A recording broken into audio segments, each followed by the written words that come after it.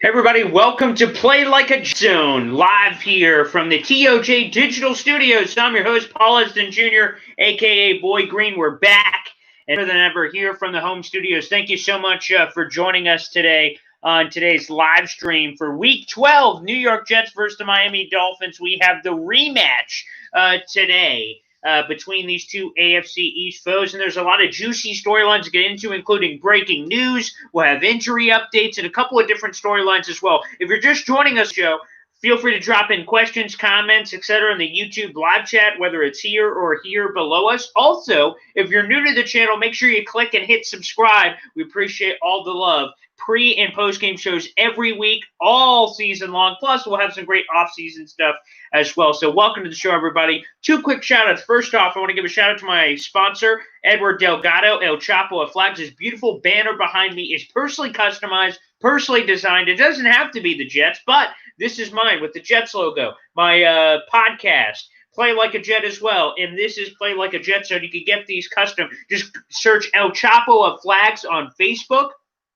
And hit them up today. Great prices, great quality. It's fantastic. I've had it all year long, and it's great. Again, it's perfect for man games, tailgates, whatever you want. He can perfectly and customize it, especially to you. One more shout-out for another great sponsor that has been with us all year long is Greene's Oswego award-winning chicken wing sauce. Now, again, if you're local here, you know who I am and you know who Greene's is. But if you're not, you're watching from anywhere in the world. I don't care where you are watching this live stream. Internet, right? It could get us anywhere.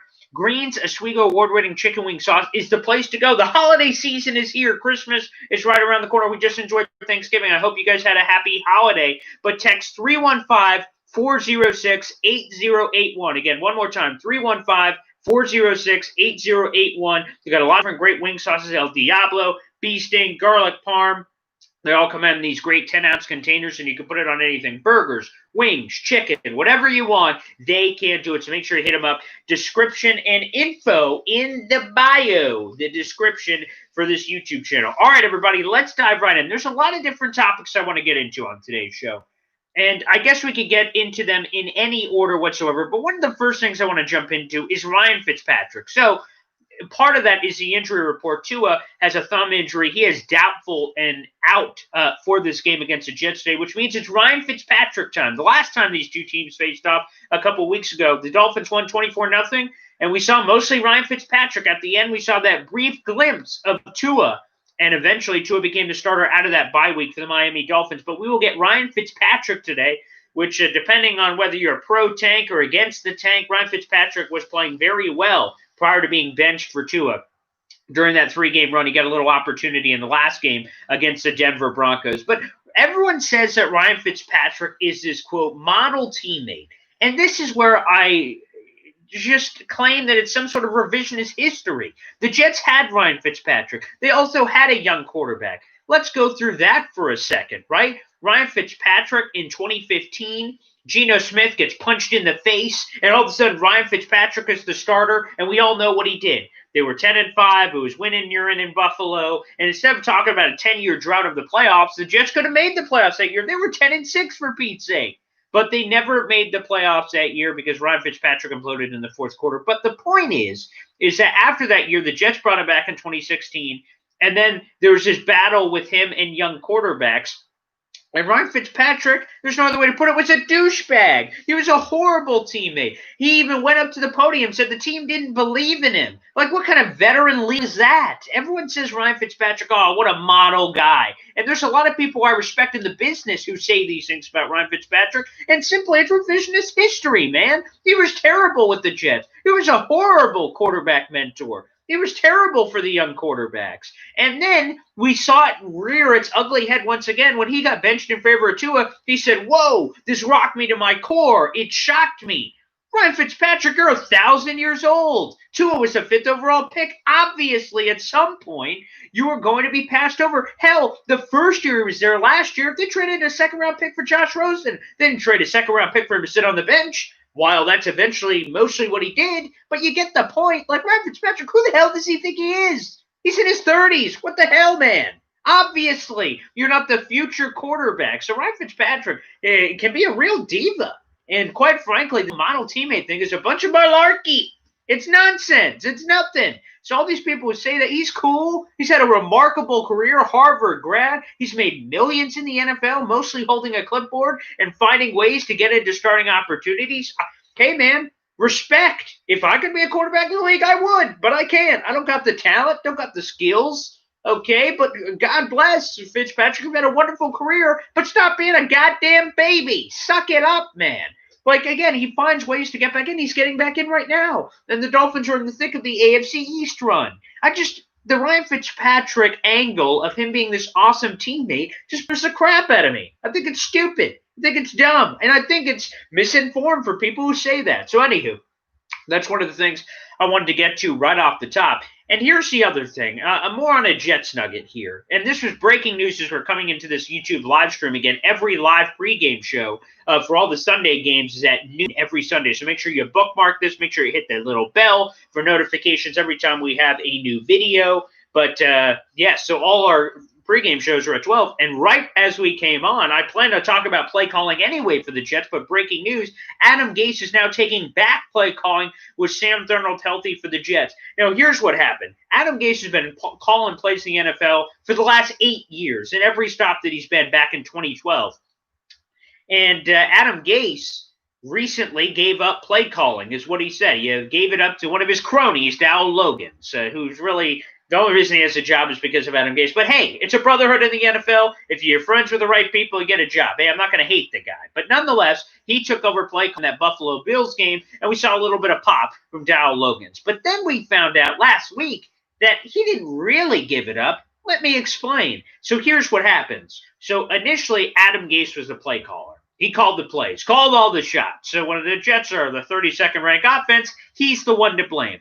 But because the Jets were struggling, he said, you know what, let me mix it up. Dow Logans, you can call plays. And we see an initial pop. We're like, wow, this is great. Dow Logans is bringing something new, something fresh, something right out of the package here for the New York Jets. This has got to be a good thing. And then we find out after this latest game, wait a second. So Dow Logans calls the play. He then tells Adam Gase what he wants the play called to be. And then if Adam Gase likes it, he then sends it into the quarterback. What in the world? That's the craziest, most complicated thing I've ever heard. Why would two people tell one guy what the play is? Why not one guy tell one guy what the play is?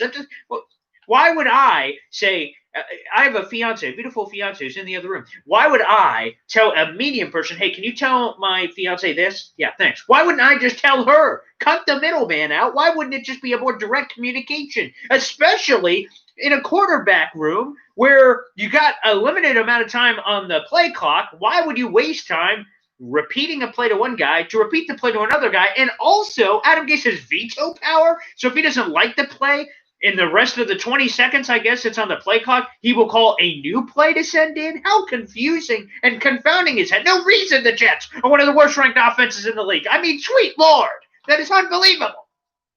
So anywho, we don't got to worry about any of that apparently because Adam Gase, just as we were coming back on this live show, took back play calling now that Sam Darnold's in. Now here's the thing that I think we need to make perfectly clear. Also, speaking of breaking news, over the last week, yesterday, Matt Patricia was fired by the Lions. Dan Quinn, fired. Matt Patricia, fired. Bill O'Brien, fired. Yeah, Adam Gase still has a job. Like, come on, man. But here's the thing. While that's confusing, the thing that just kind of gets me, and it's eating at me as Adam Gase remains in his position, based on everyone I talk to, all the insiders, texts, tweets, reading, whatever, Adam Gase will be fired at the end of the year no matter what happens. Okay, there's 6 games left. Even if they won all of them, I believe that he would still be fired. But the fact of the matter is he's still there. Okay, the Jets are like, you know what, let's just see how this plays out. But everyone else, like the Texans, no, we're good. Back in like week 3, week 4, the Lions are like, you know what, this is about time. Let's fire him. 5 games left, Lions. Like, some of these teams are like, you know, we've seen enough. The Jets, no, let's see more. But here's the thing that potentially eats away at me and keeps me up at night. So the Jets have all the receivers back healthy. Rashad Perriman, Denzel Mims. We'll talk about him in a bit. Jamison Crowder. And now they have Sam Darnold back. Sam Darnold and those receivers have not been on the field at the same time this year. Is that the reason they're 0-10? No. But I can understand why you would make that analysis. Nonetheless, they have not been on the field together. So that's a reason for optimism for Jet fans watching this game, an 0-10 team against the Miami Dolphins. What do you have to watch beyond your fandom? That is something to watch. But the thing I fear is, what if Sam Darnold starts lighting it up? Joe Flacco lit it up. The 35-year-old rando journeyman bum lit it up. It makes sense that Sam Darnold could possibly, quote, light it up, quote, let Darnold cook. That could very much happen. He could be throwing it all over the ball yard. And then Adam Gase, after the game, right, whatever happens the rest of the way, let's say those guys stay healthy, Darnold and 3 receivers. Then Adam Gase goes to ownership, hey, I didn't have my receivers healthy or Darnold till week 12, man. Look what we did. You got to bring me back. And the fact that he would even have a case to be brought back is nauseating. It's initiated a gag reflex. Blech! Are you kidding me? I don't think there's any way he can come back, but that's going to be his case. And for God's sakes, I hope ownership, Christopher, Woody, whoever's making the decisions, Joe Douglas, I hope they don't let this tomfoolery take over here, because Adam Gase needs to hit the bricks. He sucks. He's terrible. And it's cool they have healthy receivers for the first time, but so what? All these other teams that have injuries are finding ways to win games. They're finding ways to make things happen. Why do the Jets get a pass, but those teams don't? Like, look what they're doing. They figured it out. If you're competent, shouldn't you figure it out? I don't know. Above my pay grade, I guess. Nonetheless, that's the thing I fear. And that's a thing that's complicated for a Jets fan right now. Because as I watch the games, and I've talked about this before on this show, when I watch the games, obviously I want the Jets to win. When I'm watching the games, I'm not rooting for them to lose. When they score a touchdown, I do a little jig right here in the man cave. As I'm watching the games, I'm like, woo, Jets touchdown, yeah. But then, before the game, after the game, you can kind of think more long-term. You're like, wow, man, you're 0-10. You're already eliminated from the playoffs, eliminated from the AFC East race. Maybe it would make sense to lose. And I can safely say that at 12:15, but when it's 1 o'clock, I'm going to be in. I'm going to be like, oh, boy, let's go. But right now, removed from the game, just kind of watching it and talking about it on the show, you know, keep the tank moving on. It makes no sense to win rando games right now, but the only way that it makes you feel a little bit better about it, just a little. Again, Trevor Lawrence is tantalizing. He looked phenomenal over the weekend. But the part that's tantalizing is Sam Darnold. If Sam Darnold lights it up, you feel a little bit better. He's a young guy. He can build on lighting it up. Joe Flacco, that does nothing. If Joe Flacco would have won any of these random games like the Patriots, which he could have won, the Chargers game, he definitely could have won last week.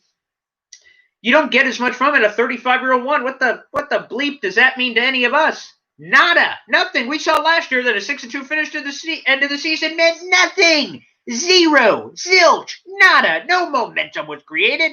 We bought that crap the Jets sold us. Momentum? Yeah. Guys, we could do something here. Yeah. Woohoo. Momentum. Momentum. Showmentum. It was nothing. They're winless. What do you mean? It's absolutely nothing. So any of these wins right now will mean zilch. Zip and pip. But if Sam Darnold is making big plays, it makes you feel a little bit better about it. Because here's the thing. The cold reality, and we've talked about this on the show before, but it's worth repeating. It bears repeating. The only way the Jets will not take Trevor Lawrence is if Sam Darnold wins games. That's it. If he looks really good and they lose, he's just a more attractive trade chip, which is depressing to say out loud, but we've come to this reality as Jet fans. So the fact of the matter is, if he wins games, the Jets can't pick Trevor Lawrence because guess what? They won't be there, which means you're in an interesting position if you're the Jets. And we'll discuss this as we're in the offseason, depending on where the Jets are. Would you go Justin Fields? Would you stick with Sam Darnold? Right now, I need to see more Justin Fields tape before I'm convinced. Trevor Lawrence to me is 1A, and then Justin Fields is hanging out there. But if the Jets somehow have the number 2 pick, and I have the choice between Justin Fields and Sam Darnold, I would be intrigued to keep with Sam Darnold and use the 4 first-round picks over the next 2 years to build around him. It's not the worst thing in the world because if the quarterback issues continue with Darnold, you can just get a quarterback next year if you don't have the number 1 pick. If you have the number 1 pick, you're taking Lawrence. No questions asked, not taking a trade. See you later. Hasta luego. But it's something worth considering. It's something worth bearing in mind. Speaking of Darnold, let's get a couple of injuries here. George Fant out for this game. battling knee and ankle sprains. He will not be playing in this game. His backup, Chuba Edoga, also out. So now the Jets will be going to their third string right tackle. Hardly ideal. And if that wasn't enough, Alex Lewis, their starting left guard, he is inactive, and it wasn't a health choice. It's not that he was injured. It was a coach decision. So Ika Rooney's. Sam Darnold will be playing behind two backup offensive linemen for his return. Welcome to the show, Darnold. You may have your receivers, but not a fully healthy offensive line. But speaking of the offensive line, Mekhi Becton. Folks, there's not a lot to be happy about during an 0-10 season, and I know that more than anyone. But one reason to be very happy is Mekhi Becton is the leading vote getter right now for the Pro Bowl. Pro Bowl? Paul, why are you talking Pro Bowl here? Here's the thing. The Jets, the New York Football Jets, the pregame show that this is about, okay? Mekhi Becton could be the first offensive Pro Bowl player for the Jets since checks notes 2015. Does anybody know who that last Pro Bowler was for the New York Jets? Drop it in the YouTube live chat if you know. I'll give you a few seconds here. Whether you know who that player was who was the last offensive Pro Bowl player for the New York Jets.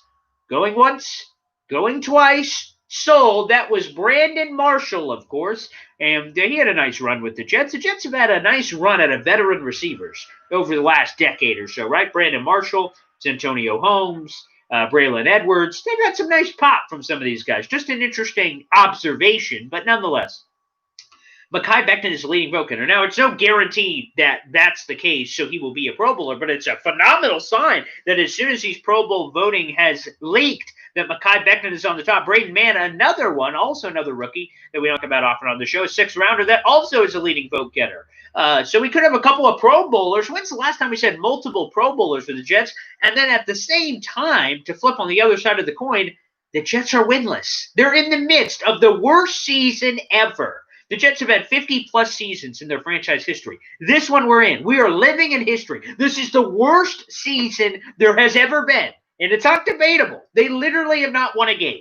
They are god-awful. But somehow they could also have multiple Pro Bowlers, which, again, should inspire, hope for the future. That, wow, there's some building blocks here. The Jets, and Jeff Schwartz, by the way, former offensive lineman, does some media work now. He said, quote, Mekhi Becton could be the best left tackle in all football by next year.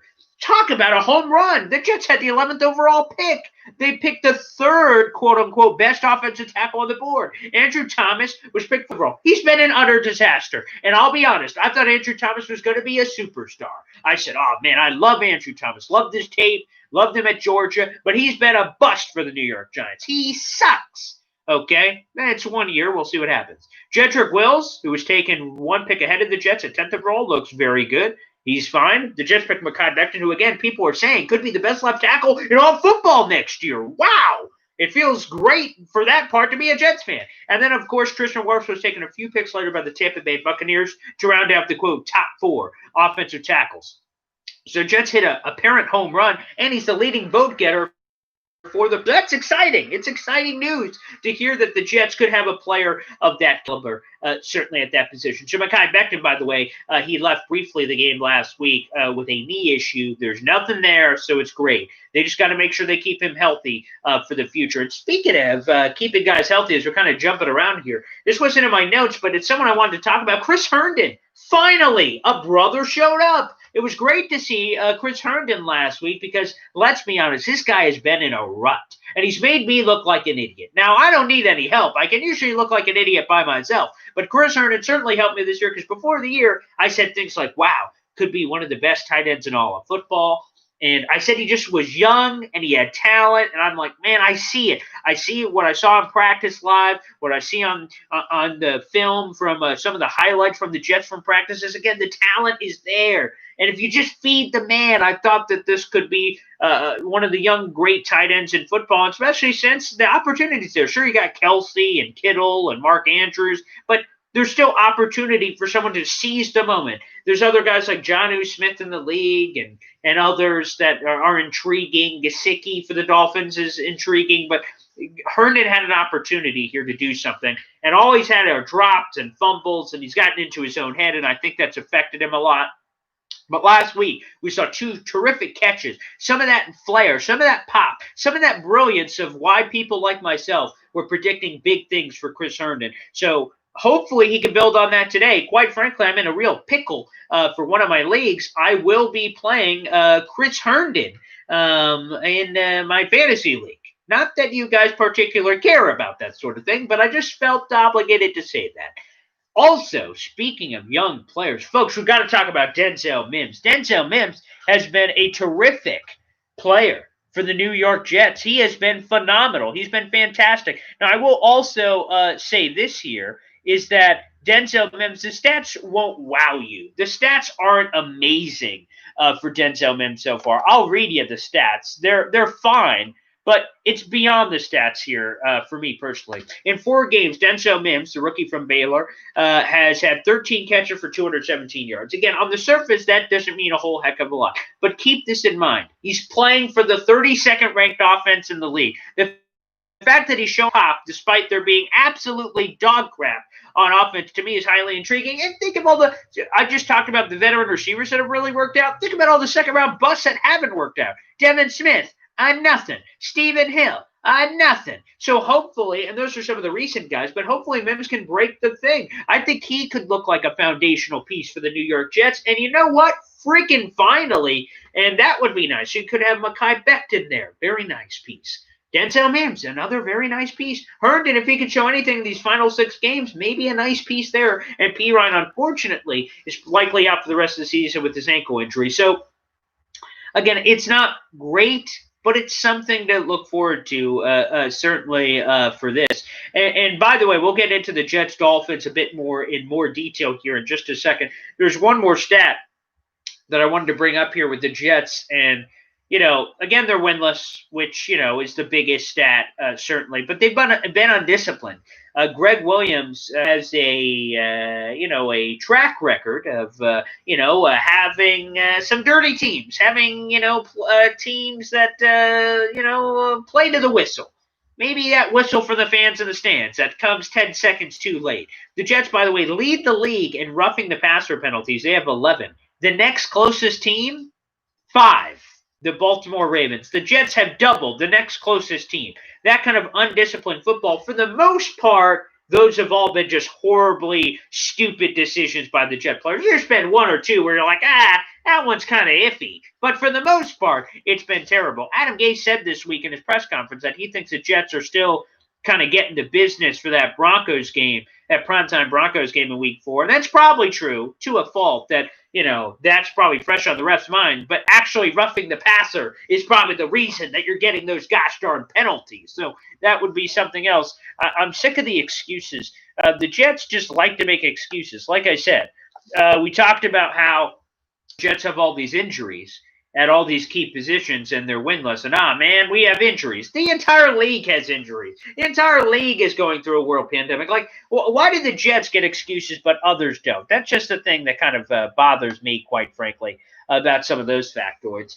Let me get some Jets-Dolphins nuggets in here as well. Again, if you have comments, questions for this Jets-Dolphins pregame show, drop them in the YouTube live chat either below or on the side, whichever, wherever you see it. Also, if you're new to the stream, make sure you hit subscribe. We have new live pre- and post-game shows every week. We'll have this post-game show for Jets-Dolphins shortly after the final whistle, so come right back here to play like a Jet Zone for that, and I always love doing these shows. A couple of Jets-Dolphins nugget here. First off, Miami has forced a turnover in 16 straight games. That's the longest active streak in the league. If they get a turnover today, which is very possible against the Jets, it would be the longest such streak in over 20 years. Surprisingly, though, this was a Rich Cimini nugget. The Jets only have 11 giveaways this year. That's 10th. That is in the top 10 of the league. So the Jets have not been turning over the ball a ton, which is surprising. But nonetheless, the Jets have found ways, despite that nugget, to lose games. Here's one of the big reasons why they've lost games. The Jets have the league worst point differential in the league.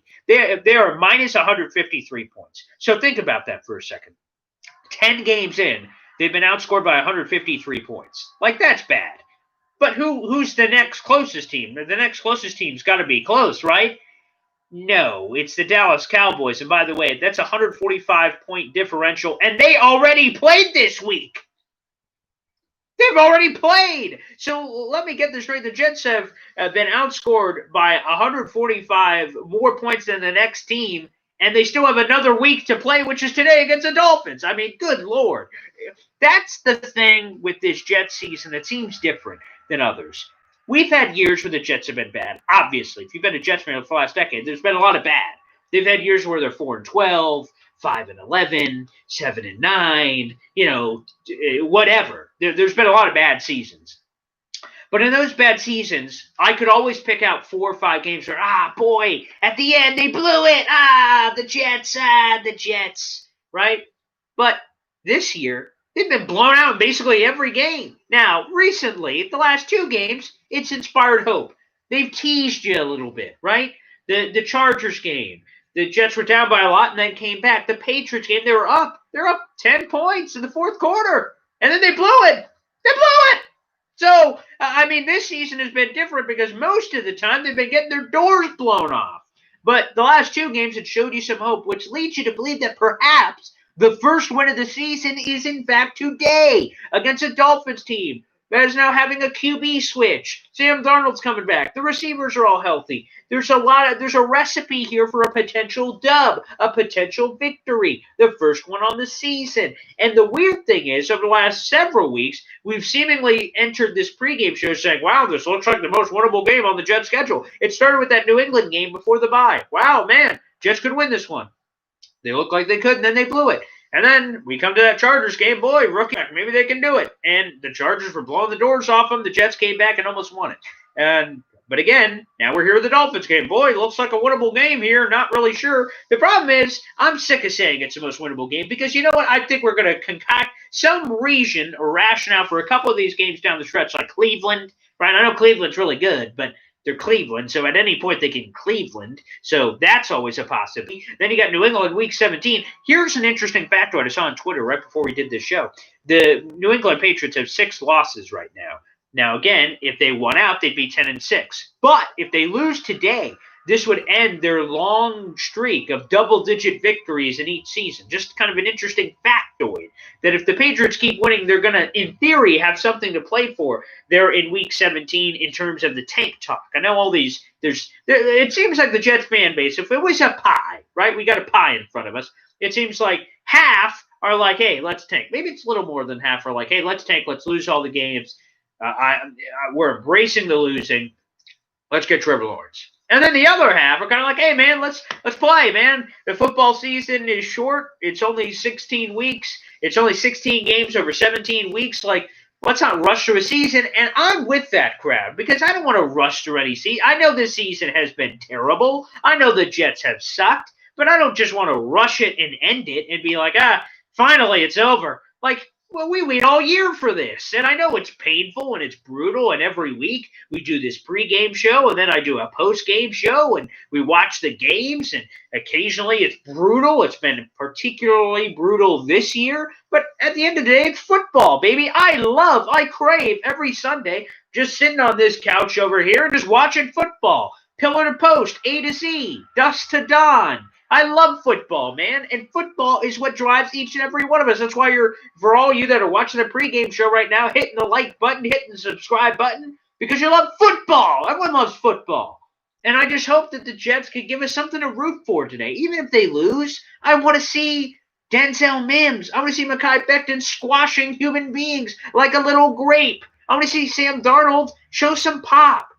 I want to see Sam Darnold play well. Not only for the potential trade, but Sam Darnold himself. He's got the weapons, man. I want to see what Sam Darnold throws it deep. Denzel Mims, unbelievable. Like, that's what I want to see, man. I want to see the future. I want to see the present. I want to enjoy this season. And that's ultimately what I'm hoping for here. But one of my other fears is not just Sam Darnold, the receivers, looking good so Adam Gase has another chance. I want Adam Gase fired. I never wanted him hired. If you listen to any of my shows, whether it's the Jet Zone every Wednesday, the audio podcast, or on these pregame or postgame shows, I hate Adam Gase. I hate his guts. And this is like some revenge game for Adam Gase and the Dolphins. I don't even care about that. I want Adam Gase fired. And whatever will get him fired, I'm all for. Because it's for the greater good. So all I can hope for is Adam Gase getting fired and some of these players looking pretty good, like Mims and Becton and others. That's what I want to see ultimately at the end of the day. And hopefully we can all enjoy and see some of that action. All right, everybody, it's been a great pregame show. Finally, we're back here at the home studios after doing some traveling in the New Hampshire region. So thank you so much for jumping in. I can't do it without your support, so please hit the subscribe button, hit retweet, shares, love. Anytime you see the stream, I appreciate it so much. Thank you. We're going to sign off here, but we'll see you for the postgame show as soon as the final whistle blows. We will jump right back on here for Play Like a Jet. So we'll talk about it. We'll recap the game. We'll talk about the storylines and get you ready for the next game as well. Thanks, everybody. We will see you. Enjoy the game.